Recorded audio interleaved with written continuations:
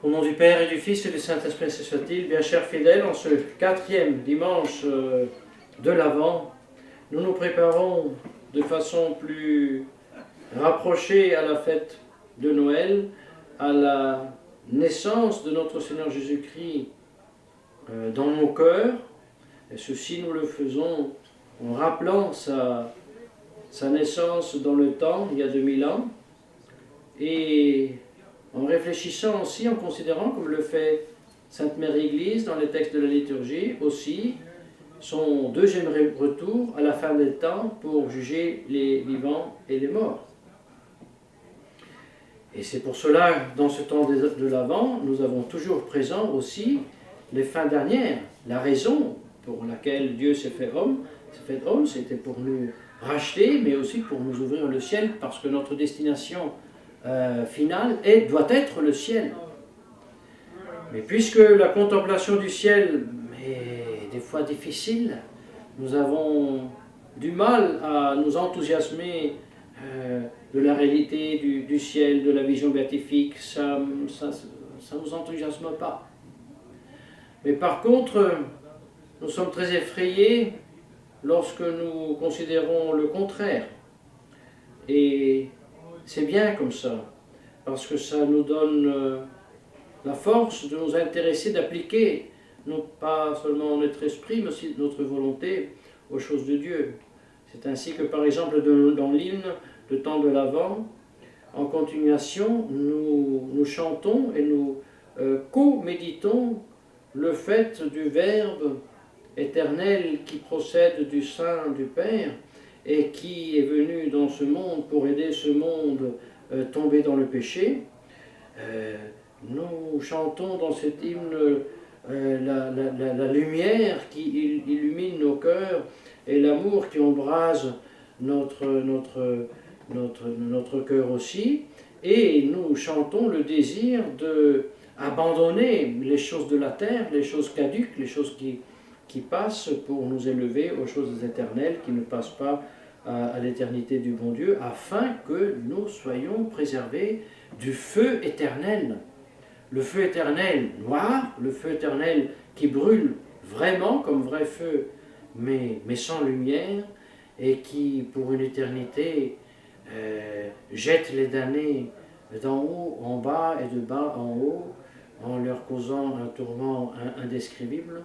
Et c'est bien ce tourment que nous voulons éviter, et en gratitude remercier et recevoir la grâce de la rédemption et en vivre pour ne pas justement être jugé et trouvé indigne du ciel au moment de notre mort. C'est voilà pourquoi cet hymne, dans ce peu de lignes, rappelle aussi le jugement dernier.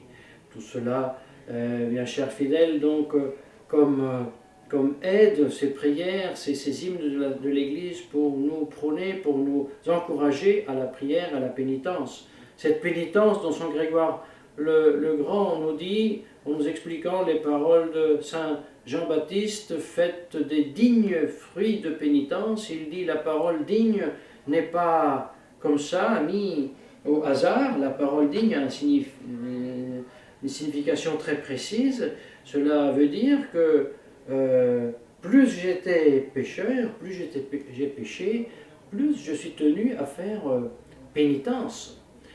Celui qui n'a jamais péché peut très bien faire pour la gloire de Dieu et pour la conversion des pécheurs le sacrifice. Il peut renoncer aux choses légitimes. Il renonce à une pomme, à un cadeau, un repas. Mais celui qui a péché contre la tempérance et qui s'est rendu malade pour manger trop, eh bien lui, il sera obligé à se priver du bien légitime qui est la nourriture pour réparer le péché qu'il a commis, et ainsi de suite pour tout le reste. Faites donc digne fruit de pénitence. Or, bien nous savons que ceci est nécessaire pour nous préparer à la naissance spirituelle de notre Seigneur Jésus-Christ dans nos cœurs au moment de Noël, mais bien nous savons, encore mieux nous savons, que c'est la préparation donc à ce grand moment de la deuxième et dernière venue de notre Seigneur Jésus-Christ à la fin des temps à juger les vivants et les morts. Et là, il n'y aura plus de temps de faire pénitence. Là, on se présente avec les comptes, et si on était digne, si on est digne, on reçoit le ciel, et si on est indigne, on reçoit l'enfer. Il n'y a pas d'autre solution. Et voyez, justement, en contemplant aussi cette dernière venue et deuxième venue de notre Seigneur Jésus-Christ juger les vivants et les morts, voilà que la Sainte Mère Église, hier, le samedi des 4 temps, nous fait lire le passage de Saint Paul lorsqu'il s'adresse aux Thessaloniciens, deuxième épître aux Thessaloniciens, deuxième chapitre, lorsqu'il leur dit ne vous faites pas tromper par des pseudo-catholiques, par des prêcheurs qui viennent vous prêcher des choses qui n'ont pas été révélées, que nous n'avons pas prêchées, et ils le feront se présentant comme s'ils étaient envoyés par nous. Mais vous savez que c'est très important, chers fidèles, dans la crise que nous sommes en train de vivre et dans la confusion dans laquelle nous sommes en train de vivre, de rappeler ces vérités. Saint Paul, donc, comme il s'adresse d'ailleurs aux Galates, mais il s'adresse aussi aux Thessaloniciens en les suppliant de garder les traditions, de garder ceux qu'il a révélés. Mais s'il le dit, Saint Paul, ça veut dire qu'ils sont capables de le faire. Et nous avons la preuve, nous le savons, les chrétiens du 1er siècle avaient la parfaite conscience de distinguer ce qui est révélé de ce qui n'est pas révélé. Et ils étaient bien à même de discerner les faux et les vrais prophètes et prédicateurs. En tout cas, dans ce cas spécifique ici, Saint Paul les rassure, les Thessaloniciens, que ce n'est pas encore la fin du monde. Ne croyez pas à ces faux prophètes qui vous disent « demain arrive l'Antichrist et c'est la fin du monde ». Parce que, dit-il, avant que l'Antichrist arrive, il est nécessaire qu'il y ait la grande apostasie, discession, le grand dissouement, tout se dissout. Alors bien sûr, les pères de l'Église se sont posé des questions, mais qu'est-ce que c'est cette grande apostasie? Qu'est-ce que c'est ce grand dissouement? Et qu'est-ce qui doit être dissous pour que l'Antichrist arrive? Et saint Thomas commente ce passage, et bien sûr, il cite saint Augustin, et ceux qui justement pensaient que c'était l'Empire romain. Or, dit-il, l'Empire romain s'est éteint, mais l'Antichrist n'est pas venu. Et d'ailleurs, l'Empire romain a cessé, mais a bien continué dans d'autres royaumes, dans d'autres empires, tels que d'ailleurs la vision de Daniel, prophète, le prévoit. Et il cite aussi Saint Léon Pape, qui dit, oui, l'Empire romain a cessé, mais cet empire temporel a continué dans l'empire spirituel, qui est l'Église catholique, apostolique, romaine. Et voilà que saint Thomas d'Aquin, donc, avance que le signe dernier pour l'arrivée de l'Antéchrist sera quand on parlera justement d'un dissouement de ce nouveau empire spirituel. Alors, qu'est-ce que ça veut dire? Ça ne veut pas dire que l'Église cesse d'exister, ça serait une grande hérésie. Ça ne veut pas dire que l'Église cesse d'être la société parfaite fondée par Jésus-Christ, visible, invisible, divine, humaine. Ça serait aussi une hérésie. Mais ça signifie que la grande masse abandonne cette Église. Et ça, nous avons aujourd'hui la preuve malheureusement sous les yeux.